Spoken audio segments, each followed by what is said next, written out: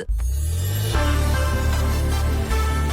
14h, 16h, Brigitte Lahaie, Sud Radio. Bonjour à tous, nous sommes ensemble durant ces 2 heures sur Sud Radio. Alors normalement, une relation d'amour, ça devrait être basé sur du respect et de la réciprocité. L'amour, a priori, ça devrait nous entraîner à faire le maximum pour rendre l'autre heureux. Sauf que parfois nous avons tendance à mentir un peu pour mieux séduire, voire même à manipuler pour obtenir ce qu'on désire.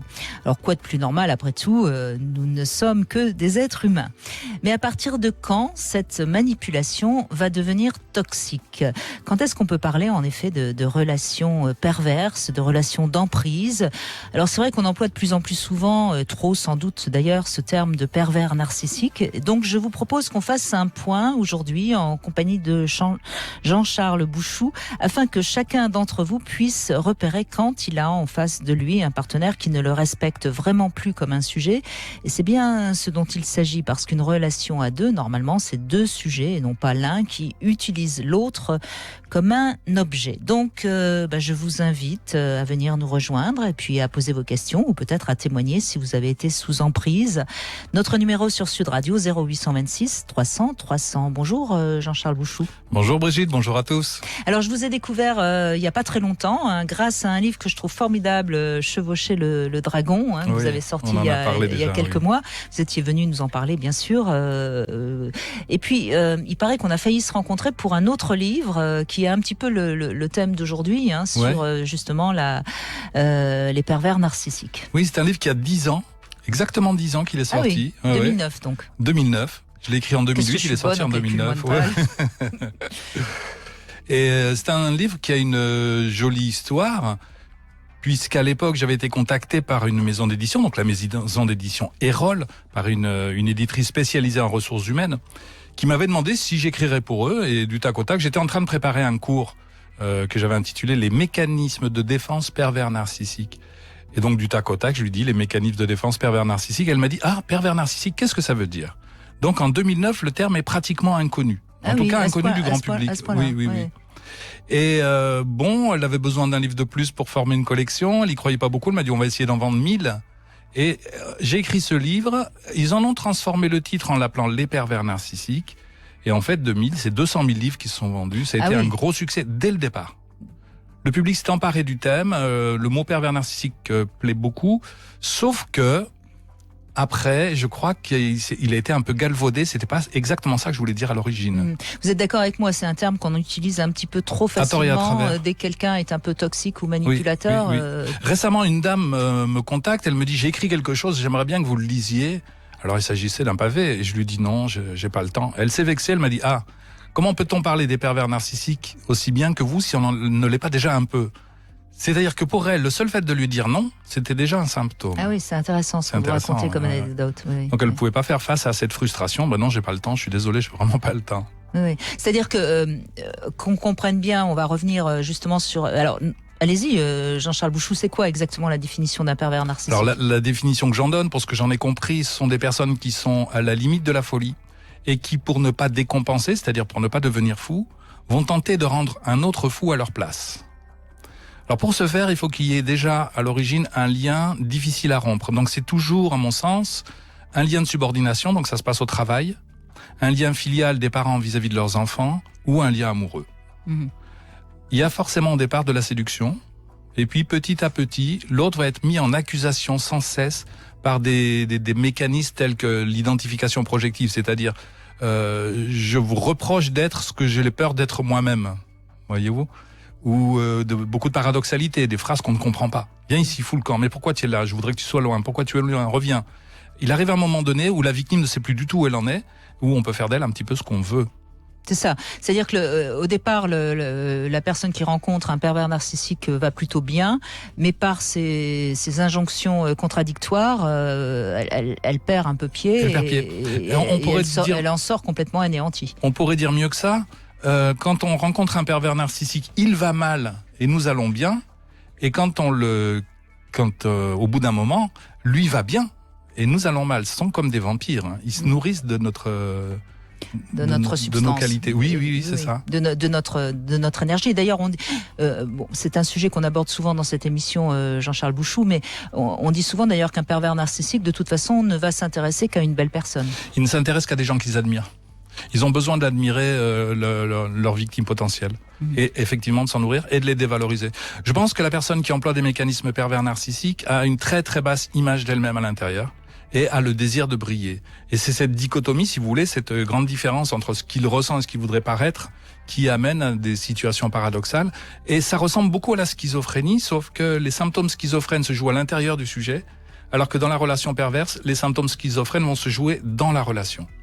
En tout cas, bravo Jean-Charles Bouchou, parce que je trouve que vous avez expliqué très très bien ce qu'était le pervers narcissique, alors qu'on a souvent tendance à entendre c'est des personnes toxiques, non, c'est pas des personnes toxiques forcément, enfin si. Oui, si, ce sont des personnes toxiques. Bien sûr, mais je veux dire, il y a des personnes qui sont toxiques et qui ne sont pas pervers narcissiques. Je crois que c'est ça la différence. Ce qui est important, c'est que c'est une personne qui veut briller, donc elle montre le meilleur d'elle-même. Donc normalement, elle ne passe pas à l'acte, c'est-à-dire qu'il n'y a pas de coup. Souvent, on m'appelle en me disant, voilà, j'ai été battu par une personne, c'est un pervers narcissique.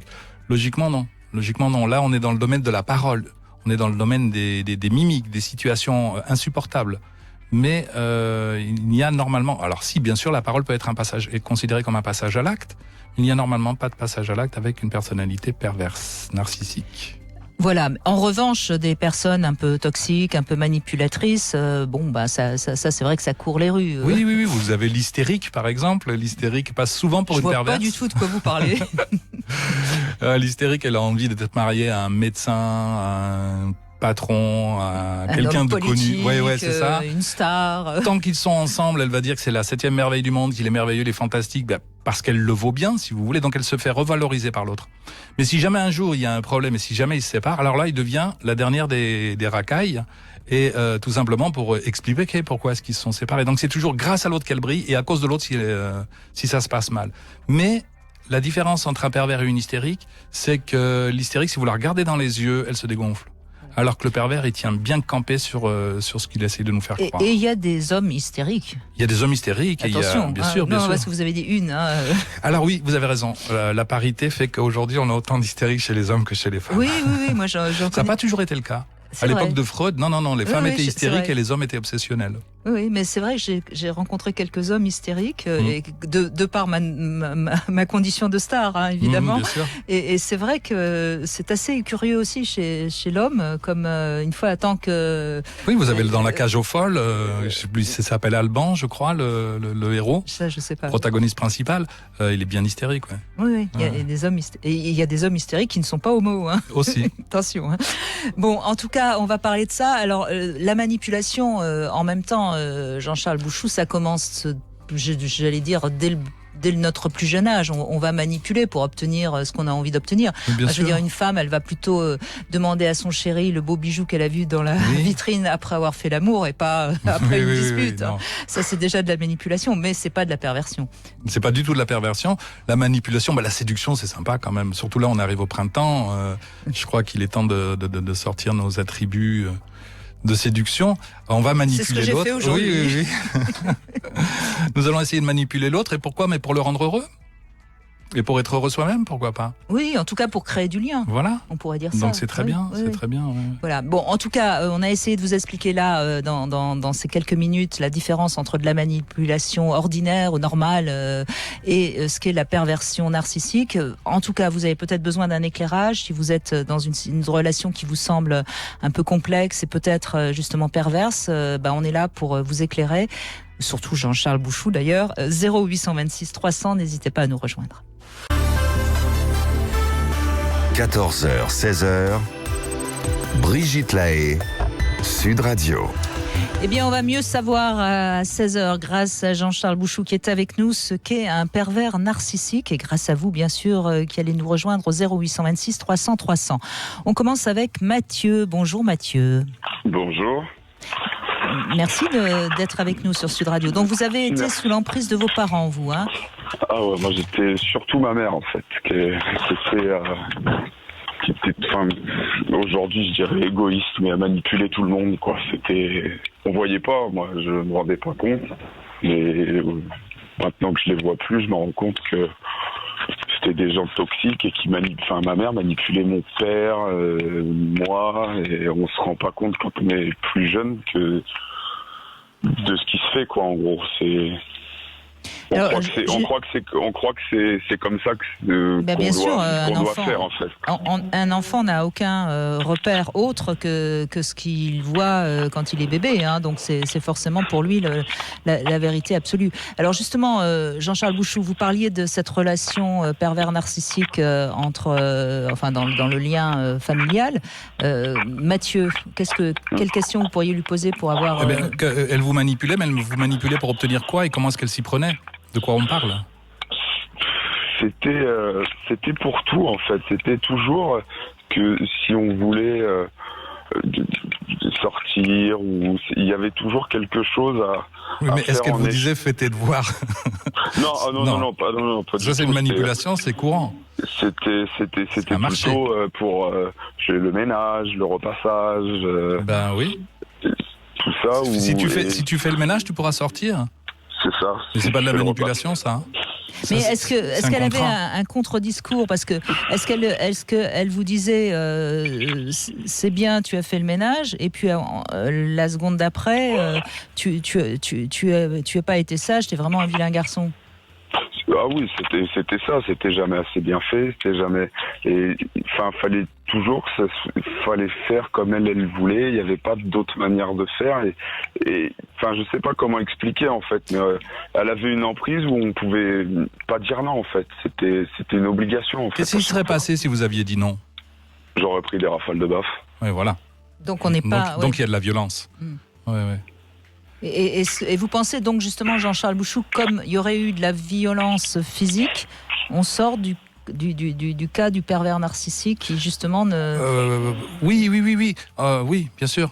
La personne qui peut être violente physiquement peut aussi mettre en place des mécanismes pervers narcissiques, évidemment. Mais le pervers narcissique, s'il existe, non, lui, il dépasse pour l'excellente maman qui sourit tout le temps, qui est tellement bonne, mais vous savez, mes enfants, à cause d'eux, tout va mal. À cause de mon mari, tout va mal. À cause de mes voisins, tout va mal, vous voyez ? Par contre, c'était exactement ce qui se passait envers les autres. Les gens comprenaient pas. De l'extérieur, c'était la maman modèle. Oui. Toujours belle sur elle, toujours propre, toujours... La violence était uniquement à huis clos. C'était ça, et tout à la maison, les gens savaient, pour eux, c'était elle qui tenait la maison, c'était elle qui faisait tout. À l'extérieur, c'était quelqu'un de formidable, à l'intérieur, c'était quelqu'un d'odieux, quoi. C'est ce que vous voulez dire. C'était exactement ça, en fait. Donc il y a bien des mécanismes pervers, effectivement. Et du coup, quand on essayait de dire, ou les gens ils nous posaient des questions, qu'on essayait de dire, on passait pour moi je passais pour un menteur, un fou.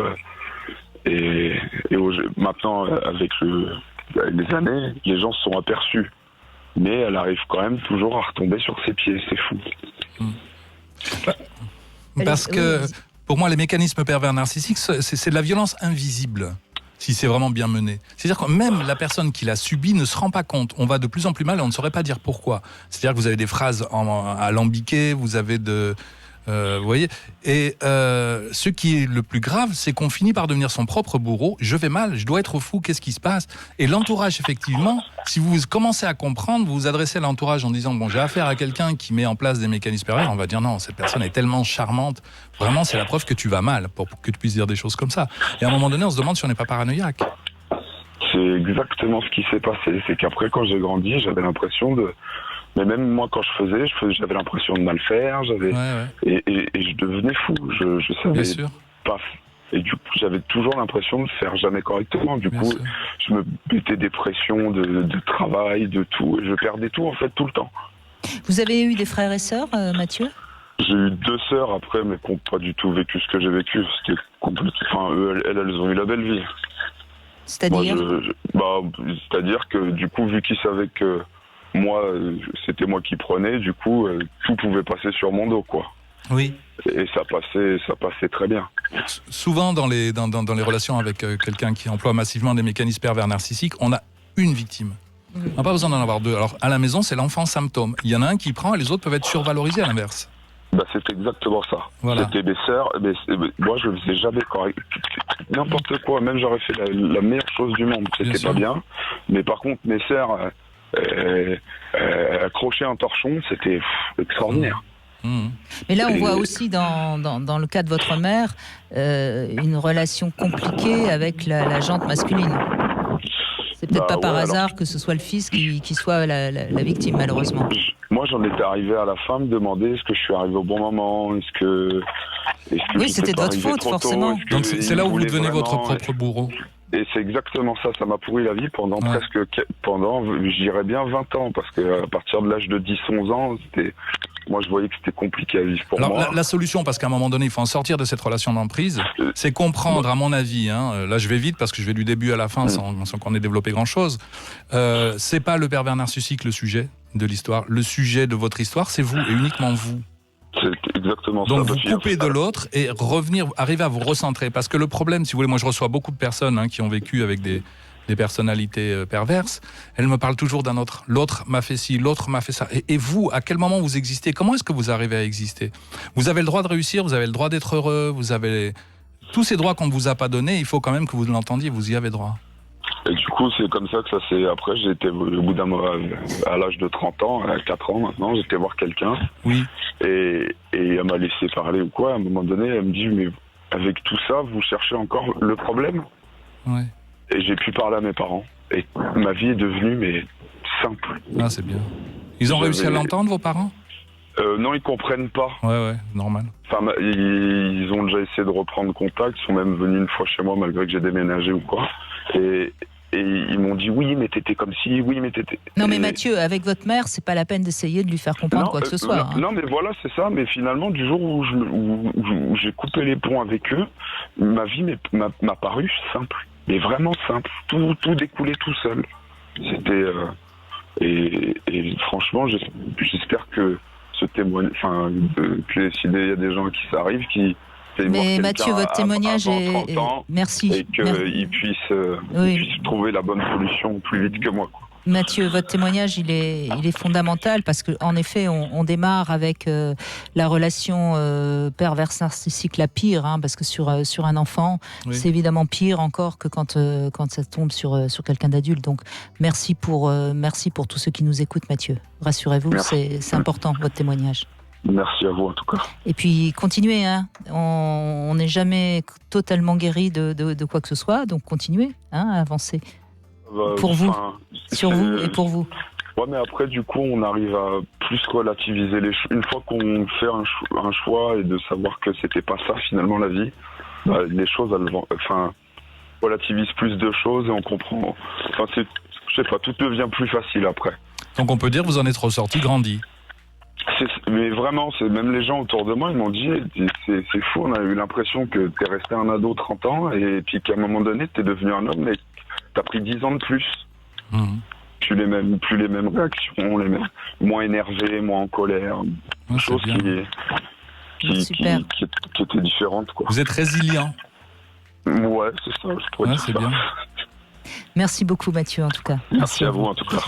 On va se retrouver dans un instant avec Julia Palombe, notre Sexy News. Et surtout, n'hésitez pas à profiter de la présence de Jean-Charles Bouchou pour réagir sur Sud Radio 0826 300 300. À tout de suite. 14h, 16h, Brigitte Lahaie, Sud Radio. Nous sommes aujourd'hui avec Jean-Charles Bouchou et on essaye de mieux comprendre de quoi on parle quand on parle de pervers narcissique. C'est vrai que c'est un mot qui est très utilisé, qui fait évidemment très peur. Et je vous propose maintenant qu'on donne la parole à Éléonore qui vient de nous appeler. Bonjour Éléonore. Oui, bonjour. Merci de prendre la parole sur Sud Radio. Donc vous êtes depuis 18 ans avec un homme et vous avez le sentiment que vous êtes peut-être avec un pervers narcissique. Oui, tout à fait. Avec une prise de conscience récente. Oui. Puisque ça date de 6-8 mois. Et puis après, du coup, c'est étape après étape où on a du mal à prendre en compte la personne qu'on a en face de soi. Qu'est-ce qui vous a fait prendre conscience de tout ça il y a 6 mois ? En fait, je me suis replongée en fait sur moi pendant l'été et du coup, ça m'a permis de souffler un petit peu, de voir qu'il y avait des choses qui fonctionnaient pas correctement autour de moi. Voilà, donc j'ai eu un bien-être plus profond de moi à ce moment-là. Et du coup, le fait de revenir dans ce flot, dans cette ambiance qui n'était pas agréable au quotidien, et j'ai eu une prise de conscience à ce moment-là. Donc vous prenez conscience cet été parce que vous vous retrouvez un peu seul, un peu plus face à vous-même, c'est ça ? En retrait, c'est ça. Et vous prenez conscience que la relation que vous vivez n'est pas une relation épanouissante, on pourrait dire ça. C'est ça. Mais est-ce que vous avez l'impression que depuis 18 ans, vous avez perdu de votre, de votre joie de vivre ? J'ai perdu ma vitalité. Je savais que j'étais pas épanouie, mais je ne savais pas pourquoi. Je savais que j'étais quelqu'un qui était plutôt dans la réussite, et là, j'y arrivais pas. Mm-hmm. Voilà, j'avais des freins, j'étais freinée, j'avais comme ce sentiment d'être quelqu'un qui avait envie de faire un saut en parachute ou enfin un saut à l'élastique et un élastique qui me tire en arrière, quoi. Un frein. Mm-hmm. Écoutez, c'est plutôt une bonne nouvelle en fait. Ce que vous êtes en train de nous dire, c'est j'ai changé. J'ai changé à partir du moment où je me suis centré sur moi. C'est bien parce que ça rejoint le conseil que je donnais tout à l'heure. Vous êtes le sujet de l'histoire. Et à partir du moment où vous avez changé, vous estimez que vous ne pouvez plus supporter ce que vous aviez supporté auparavant. On peut penser d'ailleurs que si vous le supportiez avant, c'est que vous y trouviez un bénéfice et que ce bénéfice aussi est tombé en changeant. C'est ça, c'est que je devais pas être prête. Maintenant, c'est vrai que j'ai franchi plusieurs étapes qui sont pas forcément faciles à franchir, parce que j'ai vraiment failli en mourir en fin d'année. J'étais vraiment arrivée. Vous étiez malade ? Je mangeais plus, je dormais plus, je pleurais toute la journée, j'arrivais plus à parler, plus rien, quoi. Mais vous lui avez dit que vous vouliez partir ? Non, ça a été, en fait, je suis un peu troublée encore. Je vous en prie. C'est lui qui voulait partir depuis plus de 2 ans, en fait, qui me menaçait de ça. Donc moi, j'étais en quelque sorte un peu dépendante affective, quoi. D'accord. Bien que je savais que j'étais pas épanouie. Donc c'est lui qui avait éventuellement envisagé de mettre fin à la relation. Dans les dires, mais pas dans l'action. Oui, donc là, on est en effet devant un discours assez contradictoire. Je vais te quitter, mais en fait, je reste, quoi. C'est ça. Et ça, c'est déstabilisant. Plus de 2 ans. Ouais. Et au final, quand je lui demandais, alors, qu'est-ce qui va se passer ? Parce que je comprenais pas. C'était après des menaces de mort devant mes enfants. Ah, il menaçait de vous tuer ? Il disait carrément aux enfants, votre mère elle est pas bien, vous allez voir, je vais vous en débarrasser pourvu qu'elle crève. Ah ouais. Oui, ça c'est très violent, surtout pour vos enfants en plus. Oui. Et qu'est-ce qui vous laisse à penser aussi qu'il est, pervers narcissique, Éléonore ? C'est toujours des sous-entendus, c'est manipulation dans le sens où on dit des choses et il ne fait jamais rien. Qu'il se sert de moi, je suis... c'est... En découvrant un peu ce personnage, je m'aperçois que depuis le début, en fait, c'est un petit peu tout ce qui représente ces personnes, dans le sens où ils sont là pour séduire dans un premier temps. Et une fois qu'on est ferré, on sert à quelque chose. Moi, j'avais même des écrits comme quoi, mais tu sers à rien. Bien sûr. Et il semble, pour votre entourage, ça semble être quelqu'un de très brillant, de formidable. Ah oui, vu de l'extérieur, c'est inimaginable. C'est une représentation avec les enfants, filmé qu'avec les enfants. Mes parents étaient surpris de jamais me voir sur les vidéos. Alors, rejoins les mécanismes dont je parlais au début de l'émission, les mécanismes typiquement pervers narcissiques. Par exemple, la paradoxalité, c'est-à-dire tu es une mauvaise personne, je ne t'aime plus, je préférerais que tu sois morte. Et pourtant, je reste. C'est quand même très paradoxal. Parce que si vraiment je suis avec quelqu'un de mauvais, je m'en vais. Ouais. Et donc, il est nécessaire, si vous voulez, dans la relation perverse, de tuer l'autre. Mais à la limite, de le reprendre pour pouvoir le tuer à nouveau. Je sais pas si c'est... On entend bien que c'est fou ce que je dis, mais c'est exactement ça qui se passe. Tu es nul, tu devrais partir. Mais pourquoi est-ce qu'il ne part pas ? C'est ça. Donc après, quand je lui ai demandé, mais qu'est-ce que tu trouves en moi, quoi ? Et en fait, la seule chose qui est sortie, c'était ma force. Parce que tu es quelqu'un de fort. Ouais, il se nourrit de votre force. Il se nourrit de votre force et il projette dans vous son angoisse d'être impuissant. Ou d'être abandonné, ou d'être nul. Oui, c'est ça, d'être nul, donc abandonné. Donc il vous dit qu'il vous abandonne. Mais pour pouvoir projeter dans vous son angoisse d'abandon, il doit vous garder. Donc paradoxalement, il vous dit « je vais partir » et il reste. Et vous, à un moment donné, vous savez plus du tout où vous en êtes. Mais la question qu'il faudra qu'il se fasse jour à un moment donné, c'est pas qu'est-ce qu'il veut lui, ni comment est-ce qu'il fonctionne. Parce que ça, c'est acquis. C'est vous, qu'est-ce que vous voulez ? Est-ce que vous êtes prête à accepter ça ? Oui. Ma décision est prise. Je veux tout arrêter.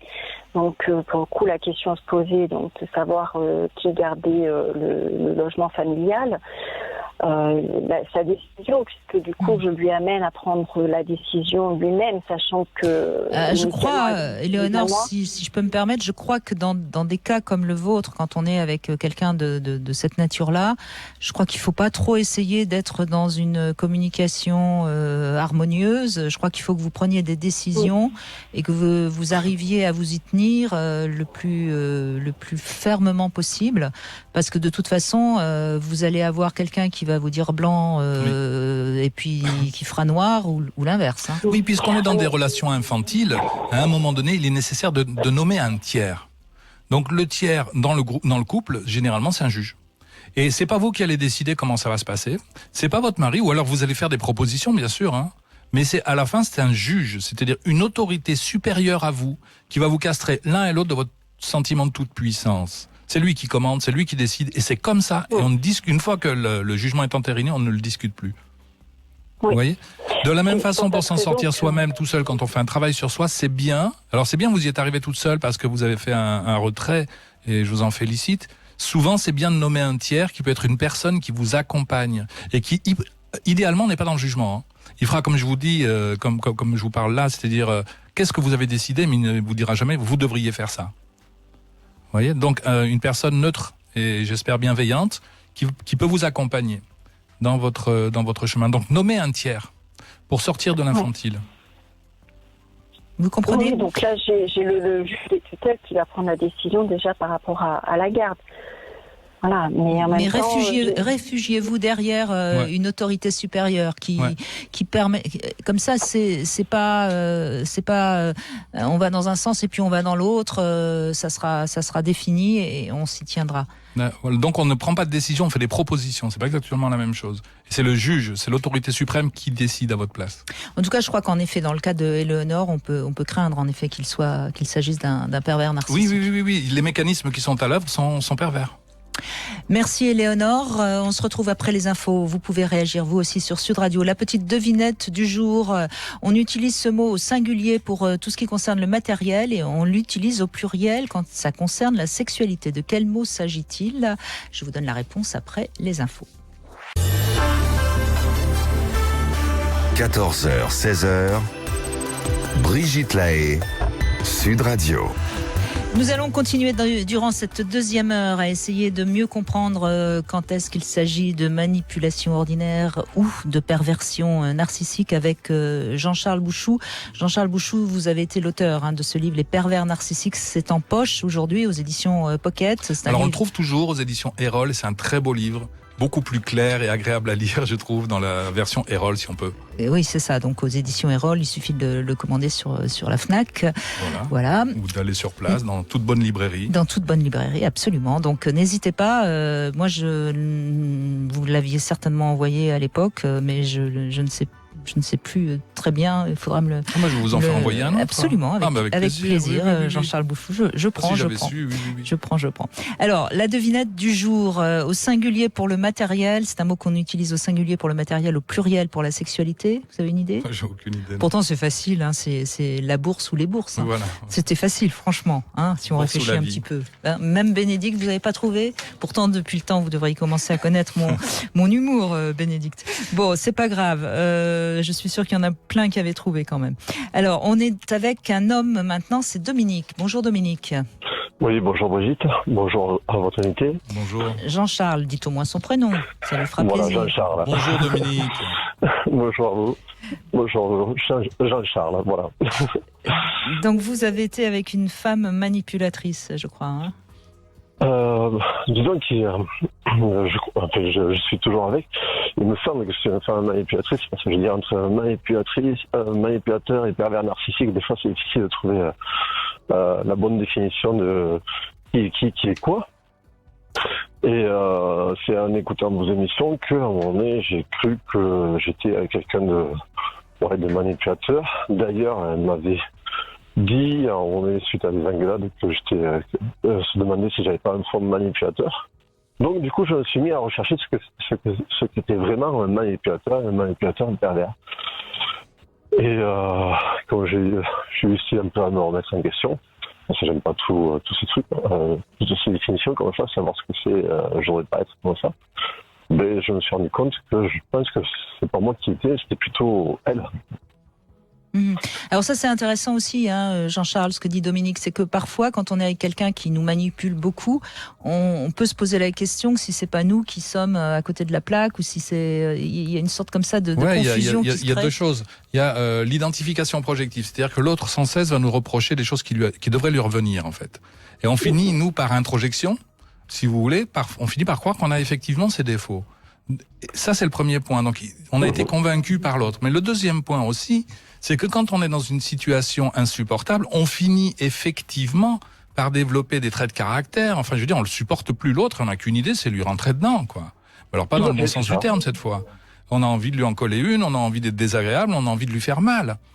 Et on pourrait dire c'est pervers, effectivement. Moi, les rares fois où des personnes sont venues me consulter en me disant « je crois que je suis pervers », c'était en fait des personnes qui étaient victimes de l'autre. Le pervers ne consulte pas. Bah oui.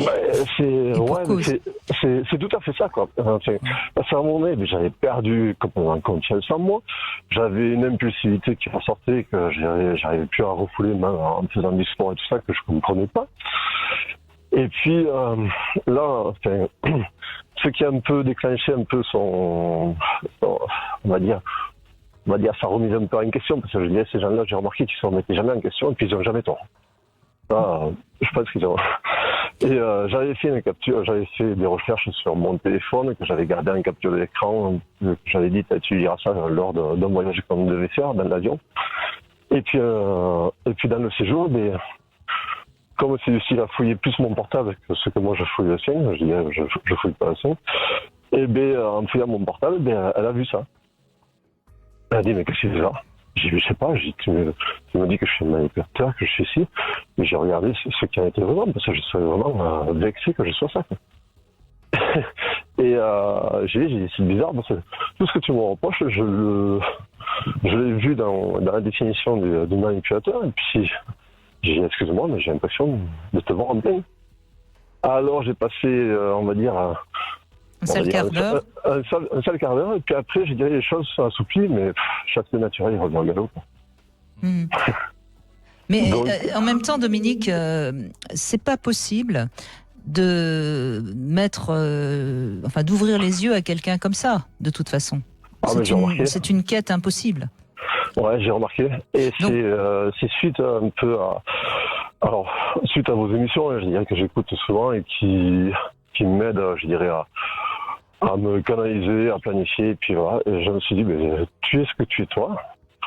Et je vais rebondir un peu ce qu'avait dit votre auditrice précédemment. C'est, tu m'acceptes tel que je suis. Et plusieurs fois, j'ai dit, si je te conviens pas, t'es libre de partir. Je te retiens pas. Sache que j'ai pas peur de te perdre. Si tu veux partir, tu pars. Mais elle ne part jamais. Non, bien sûr. Mais ce qui est intéressant dans ce que... J'ai que des reproches, ça c'est sûr. J'ai souvent des reproches. Oui. Ce que j'ai dit, par contre, j'ai eu comme film. Mais ce qui est intéressant sans doute, c'est que vous avez compris qui elle était et vous avez posé vos limites, quoi. C'est-à-dire que vous ne tenez plus compte à la fois de ces reproches, sauf que vous êtes dans une relation qui n'en est plus vraiment une. Ouais, des fois je me dis. Alors souvent, là, actuellement, je me dis, c'est quoi la vie de couple? Quels sont vos bénéfices à rester dans cette situation? Alors les bénéfices qu'il y a, c'est que après, c'est quelqu'un J'aime les voyages. C'est quelqu'un avec qui je peux voyager facilement et on voyage beaucoup, on découvre beaucoup de choses. Voilà, c'est positif que peut-être j'avais pas avant. Est-ce qu'on pourrait dire que c'est une bonne amie pour partager justement ces moments-là? Oui, c'est sympa, mais après je sais très bien que le malheur, c'est que quand la plénitude pour être bien dans le couple et tout ça, eh bien on dirait qu'ils est en recherche à chaque fois d'un conflit. Il faut toujours créer un conflit. Mais parce que c'est toute la différence justement entre la perversion et puis le mal-être, est-ce que c'est quelqu'un qui au fond est dans un vrai mal-être et qui donc elle déverse son mal-être sur vous, ou est-ce que c'est quelqu'un qui de manière donc perverse essaye de vous humilier, de vous agresser pour vous diminuer? Vous voyez, c'est pas tout à fait, enfin je sais pas si vous voyez ce que je veux dire, mais c'est pas tout à fait la même chose. Je cherche, alors, je dirais, dans tout ce qui est social, je dirais vie en dehors, je dirais tout va bien. Je dirais il y a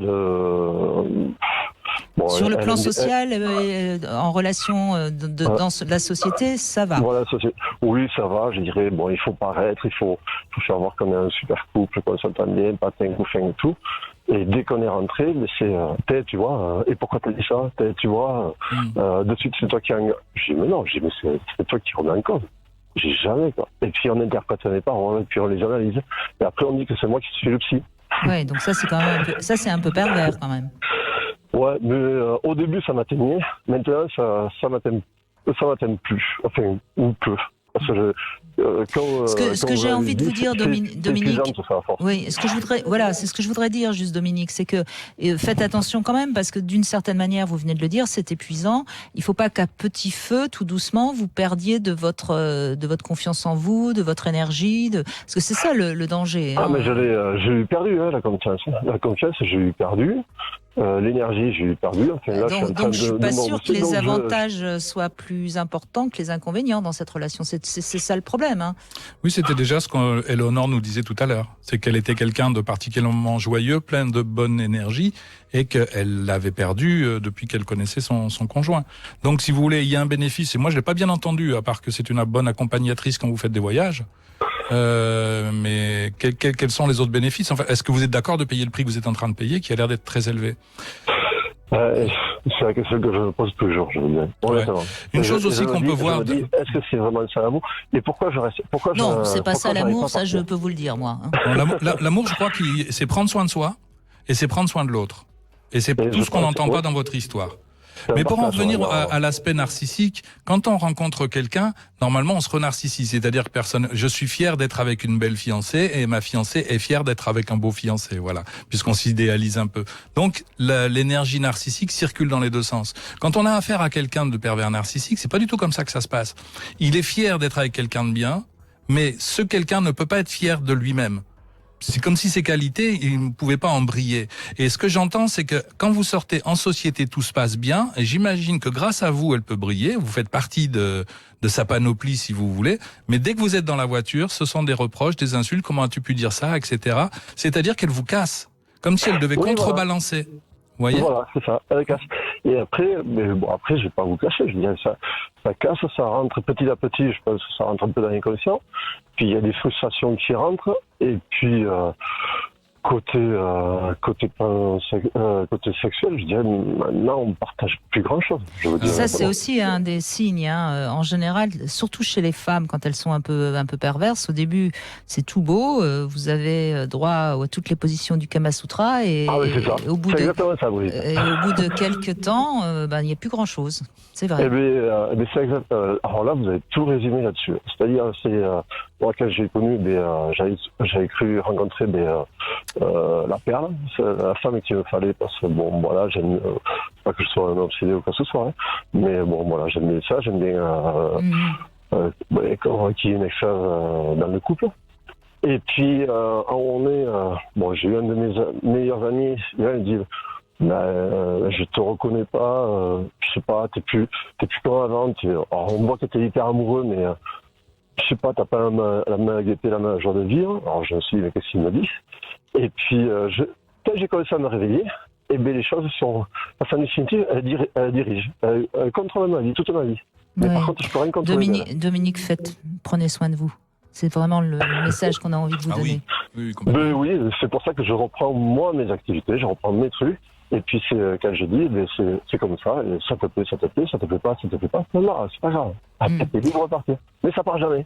Non, c'est pour ça qu'il faut que vous preniez vraiment soin de vous. Et ils attendent, on dirait qu'ils attendent que je fasse l'erreur quoi, pour trouver et puis dire, mais comme assez par rapport à 6X, quand tu as parlé de 6X, il a fait ci, il a fait ça, et 5 ans, et on casse par derrière, mais jamais par devant. Alors ça, c'est un signe aussi, me semble-t-il, Jean-Charles Bouchou, qu'on peut donner à tous ceux qui nous écoutent. En général, ces personnes un peu perverses ne disent jamais beaucoup de bien de leurs ex. Hein. Ah oui. Vous êtes d'accord? Mais oui, sinon ils seraient toujours ensemble. Mais ça, c'est un peu ce qu'on disait tout à l'heure sur l'hystérique. Hein. Quand l'hystérique est avec vous, vous êtes la 7e merveille du monde, et dès que vous êtes séparés, mais en fait, vous étiez une merde, quoi. C'est ça. Hein, parce que vous étiez quelqu'un de bien parce qu'elle le vaut bien, puis aujourd'hui, si vous aviez été quelqu'un de bien, vous seriez toujours avec. Ça, c'est l'hystérie, c'est pas encore vraiment la perversion narcissique. Non, mais je voulais rebondir aussi sur votre conseil qui est excellent. Prenez soin de vous. Et souvent, on m'oppose la compassion. Est-ce que je devrais pas prendre soin de l'autre ? Mais là, il faut se demander qu'est-ce que ça veut dire prendre soin de l'autre. Si vous avez un enfant et l'enfant tombe, il s'est fait mal, vous le prenez dans vos bras, vous le consolez. Mais s'il commet une erreur, vous lui signifiez lourdement. C'est-à-dire vous allez le punir, vous allez crier et peut-être même le faire pleurer. Ça, c'est de l'amour aussi. C'est de la compassion. C'est-à-dire vous lui indiquez qu'il y a des limites. Quand vous êtes avec quelqu'un qui met en place des mécanismes pervers, si vous restez soi-disant par compassion, et j'ai bien dit soi-disant, hein, on a donc mis des guillemets, en réalité, le message que vous lui envoyez, c'est continue ton truc, ça marche bien. Alors que si à un moment donné, vous prenez soin de vous et que par exemple, vous mettez fin à la relation, l'autre en face va être obligé de se remettre en question ou de recommencer la même histoire avec un autre. Mais de toute façon, c'est plus votre problème. Mais je veux dire, c'est le seul cas où on peut vraiment l'aider. C'est ton truc, ça marche pas, moi j'en veux plus, je m'en vais. Et à ce moment-là, il a une petite chance, s'il n'est pas totalement pervers, de se remettre en question. Parce que c'est insupportable d'être abandonné. Merci en tout cas Dominique, et donc prenez soin de vous, on l'a dit tous les deux. On se retrouve dans un instant sur Sud Radio 0826 300 300, n'hésitez pas à nous rejoindre. 14h, 16h, Brigitte Lahaie, Sud Radio. Toujours avec Jean-Charles Bouchou, qui est avec nous, auteur des Pervers narcissiques, qu'on trouve aux éditions Erol, voilà. Si vous voulez le procurer dans toutes les bonnes librairies, et même dans les moins bonnes d'ailleurs. Ben oui, partout. Voilà. On a, je crois, bien avancé sur ce qu'était la perversion narcissique. Alors, ce qui est intéressant aussi dans votre discours, Jean-Charles Bouchou, et c'est pas ce qu'on entend de la part de tous ceux qui se sont beaucoup emparés de ce sujet, c'est que vous mettez des nuances, c'est-à-dire qu'on peut avoir le vrai pervers narcissique dans toute sa splendeur, et puis on peut avoir des gens avec des tendances perverses narcissiques. Et c'est important aussi ça de très faire important. Mettre des nuances. Et puis vous pouvez avoir aussi des personnes qui n'emploient pas de mécanisme pervers narcissique, sauf s'ils se retrouvent en grande difficulté au cours d'un deuil, une séparation, parce qu'ils sont là, ça décompense. Voilà, c'est ça. C'est pour éviter une décompensation. Et à ce moment-là, ils mettent en place des mécanismes pervers. Ce sont des personnes qui sont en grand danger. Et j'ai eu des témoignages où quelquefois, je peux vous en donner un si vous le souhaitez d'ailleurs. Mais avec plaisir, oui. Où je me faisais beaucoup plus de soucis pour la personne qui était désignée comme étant le pervers plutôt que pour la personne qui était venue me voir. Qui était donc censée qui était effectivement la victime. Mais je me souviens d'un couple, ils vivaient sur un bateau et pendant 15 ans, ils font le tour du monde ensemble et ça se passe très bien. Et puis la dame tombe enceinte, à partir de là, ils accostent, elle prend d'ailleurs un appartement. C'est comme ça qu'ils arrivent dans ma région du sud de la France. Et à partir du moment où ils accostent, lui devient insupportable, il la dévalorise sans cesse et tous les mécanismes qu'il met en place sont des mécanismes pervers, c'est assez flagrant. Parce qu'il a perdu la mère. Exact, c'est ce que j'ai pensé. Oui, c'est ce que j'ai pensé. Au moment où... Non, mais vous avez raison, on peut pas y échapper. Au moment où elle devient mère. Oui, en plus, oui. Voilà. Et donc, elle était venue me voir, elle me raconte ça, et effectivement, oui, les mécanismes étaient des mécanismes pervers narcissiques. Je lui dis, qu'est-ce que vous allez faire? Elle me dit, je vais le quitter, hein. Donc, je veux dire, elle n'était pas du tout en danger, elle l'a subi pendant quelques mois. Et je lui dis, et lui, comment va-t-il? Elle me dit, mais il peut s'enfermer dans le bateau, se coucher tout allongé et rester 3 jours dans le noir. Donc, vous voyez, on n'a pas affaire à un pervers narcissique, on a affaire à quelqu'un qui décompense en psychose. Et parce que c'est courant que des hommes décompensent, on ne le dit pas ça. Au cours d'un accouchement, la psychose perpuérale n'est pas que féminine, étonnamment. Et donc oui, moi je me faisais beaucoup de soucis pour lui. Elle m'a dit qu'est-ce qu'il va faire? Je lui ai dit mais je ne sais pas. En fait, on peut pas, je suis pas devin non plus. Il peut aller se faire soigner, mais c'était pas vraiment le chemin qu'il semblait prendre. Il peut décompenser plus encore, et on le retrouvera dans un hôpital psychiatrique. Il peut se suicider aussi. Mais reste-t-on avec quelqu'un par peur qu'il se suicide? Je ne le crois pas. Je sais qu'elle a prévu de le quitter, mais à partir de là, je l'ai plus revu, donc je connais pas la fin de l'histoire. Si j'avais dû me faire du souci, c'était plutôt pour lui que pour elle. Elle était forte. Elle était forte, elle n'avait pas été habituée à ça, elle n'avait pas l'âme d'une victime. Oui, et pas l'âme non plus d'une sauveur. Oui, non plus. Elle avait bien raison, elle avait un petit enfant dont elle devait s'occuper. Donc on n'est pas dans le champ de la perversion narcissique, mais les mécanismes de défense mis en place au cours de sa régression étaient profondément pervers. Oui. Bonjour Eliette Abécassis, ça vous intéresse tout ça? Ça me passionne.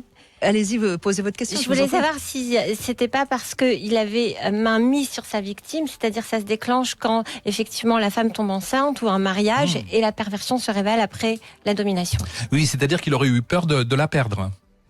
Ou alors parce qu'il l'a dominée. Avant, il n'était pas sûr de l'avoir, donc il se tenait encore à carreau. C'est parfaitement possible, mais c'est pas ce qu'elle m'a dit. Elle m'a dit on avait une grande complicité, ils étaient marins tous les deux, et elle a adoré ces 15 années passées avec lui. Donc, mais c'est possible qu'elle ne me l'ait pas dit. C'est d'ailleurs, Jean-Charles Bouchoux, toute la complexité de la nature humaine et à laquelle finalement on n'est pas suffisamment, je trouve, préparé. On devrait expliquer peut-être, je sais pas, pourquoi pas même à l'école, qu'un être humain, c'est pas quelque chose de stable. C'est-à-dire qu'on rencontre quelqu'un quand il a 20 ans et puis peut-être qu'à 50 ans, ça sera tout à fait quelqu'un d'autre. Parce que tout ce qu'on va traverser dans la vie, les gens qu'on va rencontrer, ça bouleverse notre moi. Et le moi, il est pas fixe, quoi. Bien sûr. Et c'est un truc qu'on n'explique pas aux gens. Lui, s'il existe, alors lui, au contraire, il est monolithique, il change pas. Oui. Parce qu'il n'y a pas grand-chose à changer, en fait, il est creux. Donc, pour moi, le pervers, c'est un enfant de, je saurais pas le dire, 2 ans. Oui, à peine 3 ans. Moins de 3 ans, dans un corps d'adulte. Et tous les mécanismes de défense sont des mécanismes parfaitement infantiles. Mais alors, comme il peut plus vous cracher dessus, griffer ou mordre, c'est passé par la parole. Et il habite un monde de parole qui n'a rien à voir avec le monde de la réalité. C'est vrai, mais on pourrait les plaindre, mais en fait, ils font beaucoup de dégâts, donc on n'a pas envie de les plaindre. Non. Alors, on va donner la parole dans un instant à Monique qui est avec nous. Monique, on vous fait patienter quelques instants. Et puis ensuite, on évoquera le livre de Eliette Abécassis, L'envie d'y croire, un livre un peu optimiste dans ce monde assez pessimiste. Mais d'abord, je vais vous proposer de jouer avec Sud Radio pour gagner ces 4 passes. Ainsi, vous pourrez découvrir en famille le parc Spirou Provence et vous découvrirez tout l'univers particulièrement populaire de Spirou. Alors Spirou, bien sûr, pour ceux qui sont un peu d'une génération un peu plus passée, c'est Lucky Luke, c'est Gaston Lagaffe, c'est Boule et Bill, etc. Donc il y a évidemment beaucoup d'attractions à sensations. Et pour gagner ces 4 passes, vous nous appelez au 0826 300 300 et c'est le 7e appel qui gagnera ces 4 places. Peut-être en effet que notre monde est en train d'être un peu... mais c'est peut-être un virage, on ne sait pas. Si c'est une régression, après la perversion narcissique et la schizophrénie, et il faut pas que ça vous fasse sourire parce que ça existait, on le sait, pendant les dernières guerres où on peut emmener des gens dans les camps de concentration pour les tuer. Enfin, la guerre est absolument une décompensation schizophrénique de la part de ceux qui l'organisent. Mais il y a un autre moment où on met en place des mécanismes qui ressemblent aux mécanismes pervers narcissiques, c'est l'adolescence. Quand le jeune ne reconnaît plus son image, quand il comprend pas ce qui se passe à l'intérieur de lui, qu'il a besoin de casser ses modèles, alors il va critiquer ses parents, ça ressemble énormément, sauf que au lieu d'être structurel comme chez une personnalité perverse narcissique, c'est en fait conjoncturel et ça sera abandonné au profit de l'adulte. Alors est-ce que nous allons régresser comme nous l'avons fait dans les années 30, comme nous l'avons fait au début du siècle dernier, vers quelque chose de catastrophique, certains le pensent, ou est-ce qu'au contraire nous allons être obligés de passer à autre chose de plus adulte? Et moi j'aimerais bien ça. Donc il y a quand même un petit message d'espoir. On va conclure avec Pierre qui est avec nous et qui se sent également manipulé par sa compagne. Jean-Charles Bouchoux vous écoute. Pierre, allez-y. Oui, bonjour à tous. Merci de me laisser la parole. Déjà, je vais prendre le temps de dire que je vais d'acheter les 2 livres parce qu'indirectement, je me retrouve un peu dans ce que vous évoquez. Pourquoi elle m'a quitté? Oui, elle m'a quitté. J'étais persuadé pour moi que j'étais parti pour finir ma vie avec cette personne.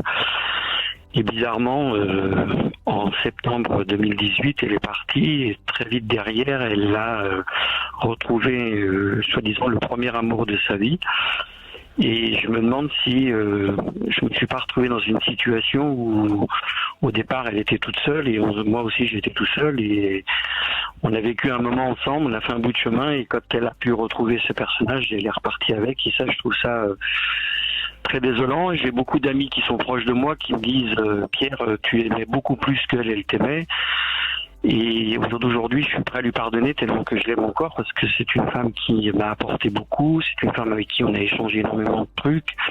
Quand je lis tous les mots qu'elle m'a mis et qu'elle m'a laissé et tout, et en l'espace de même pas 15 jours, elle a mis une rupture à notre relation, je trouve ça vraiment... Oui, vous avez l'impression d'avoir été un peu ce qu'on appelle une relation pépinière, quoi. Vous étiez un peu la relation qui lui a permis de supporter l'absence de l'autre, mais l'autre revient et vous ne servez plus à rien. Bizarrement, beaucoup de mon entourage ont exactement ce genre de réponse. Alors, comme on est en toute fin d'émission, Pierre, on pourra vous reprendre éventuellement demain si vous voulez, mais juste un petit verdict, Jean-Charles Bouchou, je sais que c'est compliqué, il n'y a pas grand chose comme élément. Vous nous avez rien donné. Ça peut arriver, vous étiez avec quelqu'un que vous aimiez très fort et qui devait vous aimer elle aussi, mais elle a retrouvé un amour de jeunesse et elle est repartie vers son amour premier. C'est des choses malheureusement qui arrivent et c'est toute la difficulté de l'amour. Donc il y a quelque chose à faire qui est de l'ordre qui ressemble à un deuil. Alors pour rebondir sur ce qu'on disait tout à l'heure, le deuil il se fait à deux niveaux. Il y a l'objet que je perds, c'est-à-dire l'aspect de l'autre qui ne me satisfera plus, et le sujet. Le premier deuil est le plus difficile à faire, mais le sujet vous pouvez continuer de l'aimer même en étant séparés. Et je crois que c'est ce que vous avez dit, donc vous êtes en bonne voie. Merci beaucoup Pierre, merci à tous et merci à vous Jean-Charles Bouchou. On reviendra sans doute sur ce sujet, il est inépuisable. En tout cas, vous pouvez vous procurer Les Pervers Narcissiques, c'est aux éditions Erol. Tout de suite, je vous laisse avec C'est votre avenir. Demain, on parlera du stress nuisible à nos relations amoureuses et sexuelles.